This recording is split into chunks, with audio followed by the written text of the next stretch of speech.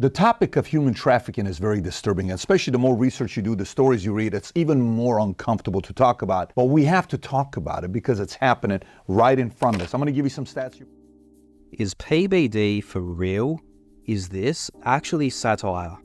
Patrick Bet-David is one of the biggest pro-human trafficker and human trafficking supporters on the internet. Patrick loves human trafficking. He thinks it's awesome. He especially admires his two friends, the self-confessed human traffickers and degenerate criminals, the Tate brothers. His whole team at Valuetainment have been a valuable source of PR for the Tates and have been very helpful to their friends by viciously attacking their alleged victims. When Patrick and his bumbling sidekick Adam Sosnick returned from Romania after giving the Tate brothers their first propaganda interview after their release from being in jail due to preventative measures, the boys were just giddy with excitement at what they had done in support of the human trafficking industry. But from start to finish, be honest, the hospitality, the sincere, genuine, like, do you want a coffee? Dude, it was like being in a Middle Eastern person's house. Great personality, like, bend over backwards to making us feel. I would argue that Tate, whether you love him, you hate him, appreciate him, disrespect, whatever, I would argue that he is inarguably the greatest communicator living today. I agree. The ability to understand what he's talking about, but also relate to everyday people is fascinating. And we actually... During this interview in early 2023, Patrick and Adam were just good little boys. They just sat there while Tate told the most ridiculous lies about his arrest and his case, and just smiled and nodded like the stooges that they are.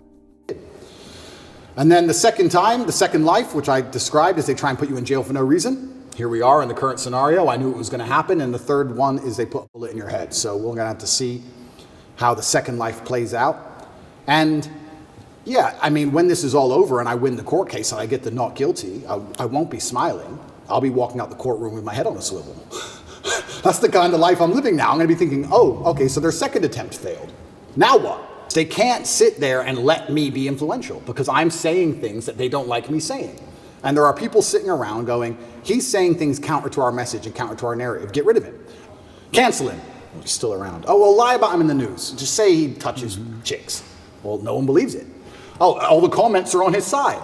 Everyone's calling us liars. Okay, then do it again. Then do it again. Make up a new girl. Then do it again. Find someone else. Yeah. And they keep attacking me with the same weapons, but the bullets are bouncing off. And just embarrassing for the Valuetainment clowns.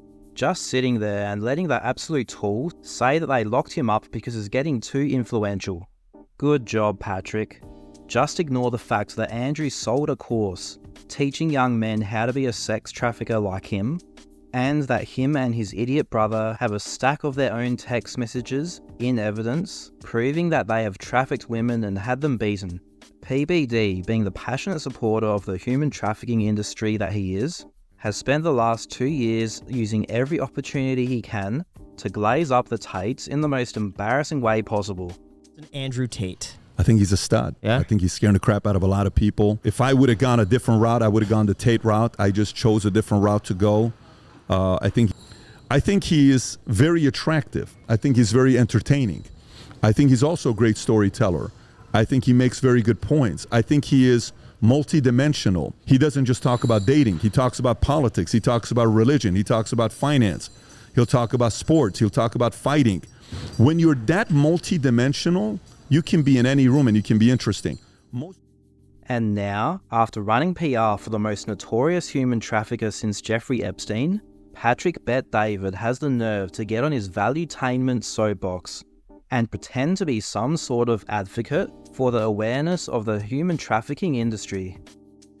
The topic of human trafficking is very disturbing, especially the more research you do, the stories you read, it's even more uncomfortable to talk about. But we have to talk about it because it's happening right in front of us. I'm going to give you some stats here for you to be thinking about. Every 30 seconds, a child is trafficked. 40 million victims worldwide. 1 in 7 runaways are trafficked. 99% of victims are women and girls. Human trafficking profits $150 billion industry. 75% of trafficking victims are used for sex. 1 in 4 trafficking victims are children. Sex trafficking, 80% of victims are never rescued. 30% increase in sex trafficking cases since COVID-19. And like I said, Patrick went on to read some horrifically graphic stories of women that had been trafficked, as if that undoes his promotion of the Tate brothers and Valuetainment's blatant attacks on the victims in their case. Then Patrick discussed some common methods of human trafficking, and he had the nerve to show text on the screen and describe the exact methods of which the Tate brothers have been accused and Andrew has taught men how to do in his Pimping Hoes degree course. Fraudulent. Number 2, romantic relationships. Traffickers from romantic relationships with their victims to gain their trust and manipulate them into sex work. Number 4, debt bondage. Victims are forced to work to repay an insurmountable debt often incurred through deception or coercion. 5, online recruitment. Traffickers use social media dating apps and other online platforms to identify and recruit potential victims. Dating apps. So those are some. This just kept going on. Patrick kept describing human trafficking methods, which the evidence publicly available so far shows that the Tates themselves used. He then tied it all up with a weird PSA about how we have to teach our children all about human trafficking. We need to kind of be more knowledgeable about this stuff, and having a conversation with our kids can do a lot. And hopefully we get a couple people in office and other content creators. There are many of them out there, but not many in office, who have the audacity to talk about these issues. To really show how sick this video is coming from Patrick Bet-David, have a listen to the Valuetainment crew back in March, when a judge approved an extradition request for both Andrew and Tristan to the UK, which came because of a new criminal investigation for rape and human trafficking. How seriously do we think the Valuetainment crew took the crime of human trafficking back in March? I mean, it's so obvious what they're doing. It's insane. Before you even read that, I'm like, let me guess. Sex crimes. And Adam, read that. Let What me is it? guess. Adam, what's sexual aggression mean? Hey, girl, give me your number. Like, what is that? They've revealed their hand. It's clear, but they're trying to extradite them to the UK now, Which is not good. It's again, this is my opinion. It's pretty clear to me Romania has found nothing. Of course. Well, he's still there. He's going out. He's driving his Bugatti. He's going around. He's having fun. Like there's probably a sense of comfort where he's like, I know this is all bullshit. How dare you arrest a human trafficker? Let's see how serious Valuetainment member Tom believes the crime of human trafficking is. Get out there. Tom, did you have any thoughts on this, or you're sitting there pretty quiet? No, this is unsurprising, but this is horrifying. You know, you've got now UK courts on these guys didn't kill Kennedy.